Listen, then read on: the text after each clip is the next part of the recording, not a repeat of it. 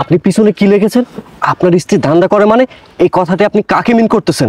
আপনাকে মেনশন করিয়া ওইটা লাগাইছে। কি?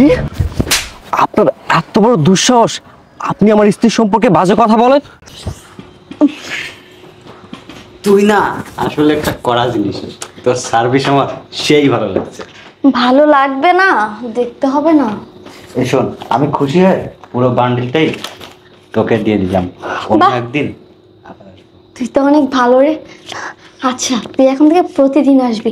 শাড়িটা আমরা বাজারে দেখে আসলাম না বান্ধবী, ওটাই আজকে কিনতে যাচ্ছি, বুঝেছিস? দেখিস, তোকে আমি দেখিয়ে দেবো, তুই স্যার, আগে নিব। আপনার স্ত্রী ধান্দা করে? কি ব্যাপার, এই কথাটা কি আমাকে বললো? আরে ওই, তুমি ওখানে কি করছো? এদিকে আসো। হ্যাঁ দাঁড়াও, আসতেছি।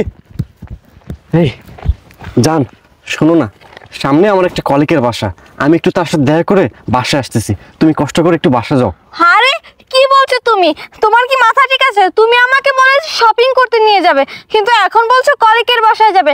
তুমি কি করো না করো সেটা কি তুমি নিজেও জানো না? জান, তুমি রাগ করো না, আমি কথা দিচ্ছি আমি বাসায় গিয়ে তারপর তোমাকে শপিং এ নিয়ে যাবো।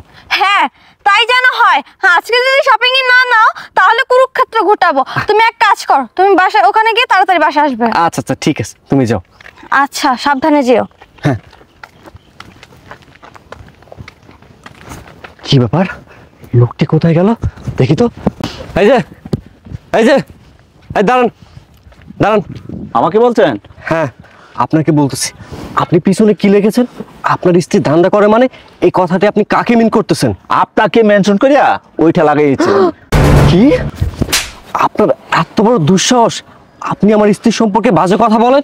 স্যার, আপনার স্ত্রীর নামে আমি কোনো বাজে কথা বলি নাই, যেটা সত্য এইটাই আমি বলছি। এই, আপনার কাছে কি এমন প্রমাণ আছে যে আমার স্ত্রী ধান্দা করে? স্যার, আমার কাছে কোনো প্রমাণ নেই, তবে আপনি আপনার ওয়াইফের কাছে 1 মিনিট ফোন করিয়া আপনি বলেন যে আমি আজকে বাসায় আসতে পারবো না, তাহলে আপনি বাসায় গেলে প্রমাণটা পাইবেন।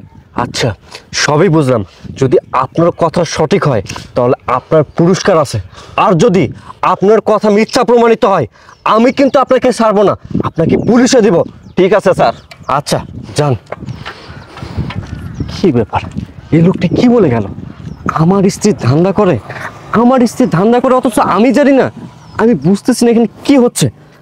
আমি কি একটাবার লোকের কথা শুনে ট্রাই করে দেখবো নাকি? হ্যাঁ তাই করব। আমি এখন আমার স্ত্রীকে ফোন দিব, দিয়ে বলবো আমি এখন বাসা আসতে পারবো না।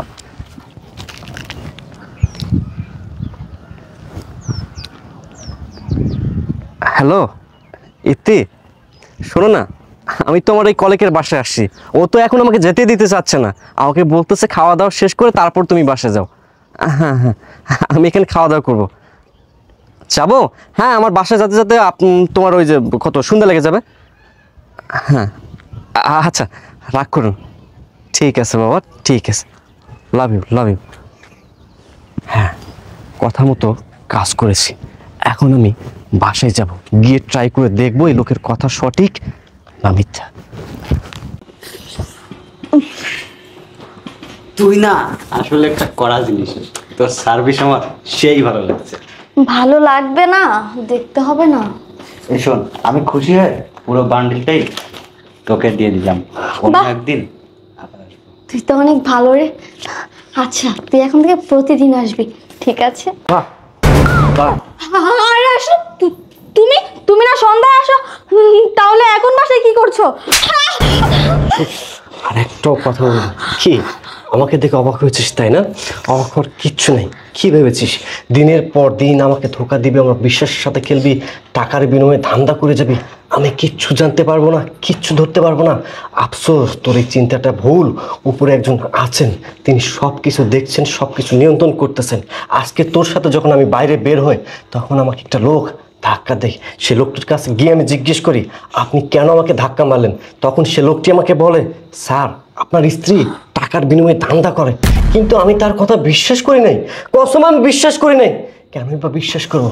কারণ আমি তোকে ভালোবাসি, অন্ধের মতো বিশ্বাস করি। তখন সে লোকটি আমাকে বলল স্যার আপনি একটা বার পরীক্ষা করে দেখেন আপনার স্ত্রীকে, তাহলে আপনার চোখের সামনে সব কিছু ক্লিয়ার হয়ে যাবে। আর এখন আমার চোখের সামনে সব কিছু ক্লিয়ার হয়ে গেল।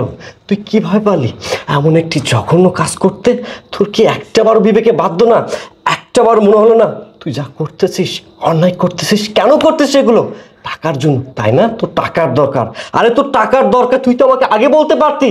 আমি আমার রক্ত বিক্রি করতাম, কিডনি বিক্রি করতাম, তোর হাতে টাকা তুলে দিতাম, কারণ আমি তোকে ভালোবাসি রে, অনেক ভালোবাসি। তোর জন্য আমি সব কিছু করতে পারি। আমি হাসতে হাসতে আমি আমার জানটা কুরবান করে দিতে পারি তোর জন্য। তুই কি আমার সেই ইপ্তি, যে ইপ্তি কিনা আমাকে অনেক ভালোবাসতো, আমাকে বারবার বলতো আশরাফ আমি তোমাকে ভালোবাসি ভালোবাসি, তোমার জন্য আমি গাছতলায় পর্যন্ত থাকতে পারি। কিন্তু না, তুই তো সেই ইপ্তি না, সেই ইপ্তি তুই হতেই পারিস না রে। আরে আজকে না আমার ভীষণ আমার ফ্যামিলির কথা মনে পড়তেছে। আমার ফ্যামিলি আমাকে বারবার বলেছিল আশরাফ তুই যা করতেছিস ভুল করতেছিস বাবা, তুই ইপ্তিকে বিয়ে করিস না, কারণ ইপ্তি একটা খারাপ মেয়ে। কিন্তু আমি তাদের কথা বিশ্বাস করিনি। আমি আমার ফ্যামিলিকে বারবার বুঝেছি যে ইপ্তি অনেক ভালো একটা মেয়ে, সে কখনো খারাপই হতে পারে না। কিন্তু আজ আমি বুঝলাম আমার ফ্যামিলি যা যা বলেছে সব সত্য কথা বলেছে। এই আমি রাত দিন পরিশ্রম করতেছি, মাথার ঘাম পায়ে ফেলতেছি, কার জন্য? তোর জন্য। আমি তো রাস্তাঘাটে কোনো মেয়ের দিকে তাকাই নাই, কোনো মেয়ের কথা ভাবি না। আমি সব সময় তোর কথা ভাবি, তোর ভবিষ্যতের কথা ভাবি, তুই কিভাবে ভালো থাকতে পারিস সেই চিন্তাটা করি। এমন একটি কাজ করার আগে তোর কি একটাবারে মনে হলো না তুই যেগুলো করতেছিস এগুলো তোর স্বামী যখন শুনবে, তোর স্বামী যখন জানবে, তোর স্বামীর অবস্থা কি হতে পারে? একটাবার ভেবে দেখেছিস এই কথাগুলো যদি বাইরের লোকজন শোনে তাহলে আমার রেপুটেশনটা কি হবে? কোনো কিছু তোয়াক্কা না করে দিনের পর দিন তুই টাকার বিনিময়ে ধান্দা করে যাচ্ছিস। আজকে আমার একটা জিনিস ভেবে খুব খারাপ লাগতেছে, যে মানুষটার জন্য আমি আমার দু হাত দিয়ে অক্লান্ত পরিশ্রম করতেছি, সেই মানুষটা দিনের পর দিন আমার অজান্তে টাকার বিনিময়ে বিভিন্ন ছেলেদের সাথে ধান্দা করতেছে। এমন একটি দিন, এমন একটি দৃশ্য আমাকে দেখতে হবে। আমি না মোটেও প্রস্তুত ছিলাম না। এই দৃশ্য দেখার আগে যদি আমার মরণ হতো না, সেটাই বোধহয় অনেক ভালো হতো। ইপ্তি কেন করলি এমন একটি কাজ? এই কাজটি করার আগে তুই একটাবারও চিন্তা করলি না যে আমার কি হবে? আরে তুই ছাড়া এই দুনিয়াতে আমার আপনজন বলতে আর তো কেউ নাই রে। এত বড় একটা বেঈমানি তুই আমার সাথে না করলেও পারতি। ইপ্তি, সৃষ্টিকর্তার কাছে একটা বিষয় জানতে আমার ভীষণ ইচ্ছা করতেছে। জন্মের আগেই তিনি যদি জীবনসঙ্গী নির্ধারণ করে রাখেন, তাহলে জন্মের পর কেন ভুল মানুষের সাথে দেখা হয়, কেন ভুল মানুষের সাথে সম্পর্ক হয়, কেন এত বড় একটা বেঈমানি হয়? আমি হিসাবটা মেলাতে পারলাম না রে। ইপ্তি, আমি তোকে একটা কথা বলি, যদি তুই কাউকে মন থেকে ভালোবাসতে না পারিস, কারোর সাথে মিথ্যা ভালোবাসার অভিনয় করিস না, মিথ্যা প্রেমের নাটক করিস না, কারণ যার মন ভাঙে, যার হৃদয় ভাঙে, সেই বোঝে কষ্টটা কি। না না, আমি আর তোর সাথে সংসার করব না। যে নারী দিনের পর দিন আমাকে ঠকাতে পারে, আমার বিশ্বাস নিয়ে খেলতে পারে, আমার ভালোবাসা ভেঙে দিতে পারে, সে মেয়ে ভবিষ্যতে আরও অনেক কিছু করতে পারে। না না, আমি আর তোকে ছাড়বো না। আমি কালকের ভিতরে আমি তোকে ডিভোর্স দিব, আর ডিভোর্স লেটারটা তোর বাসায় আমি পৌঁছে দিব। কষ্ট করে তুই সাইন দিয়ে নিস। এখন এই মুহূর্তে তুই আমার বাসা থেকে বের হয়ে যা, বের হ বলতেছি। আশরাফ, আমাকে তুমি ক্ষমা করে দাও, আমার ভুল হয়েছে, এরকম আর নেক্সট টাইম হবে না। সারোক্তি, তোমার লজ্জা লাগতেছে না? তুমি ওই মুখে কিভাবে কথা বলতেছো? আমার রুচিতে বাচ্চা তোমার মতো মেয়ের সাথে কথা বলতে। আর কি বললে? ভুল। তুমি কোনো ভুল করো নাই, তুমি করেছো অন্যায়। আমি সব কিছু মেনে নিতে পারি, কিন্তু অন্যায়, বিশ্বাসঘাতকতা আমি কখনো মেনে নিতে পারি না। ভালোই ভালো বলতেছি, বের হও, বের হও।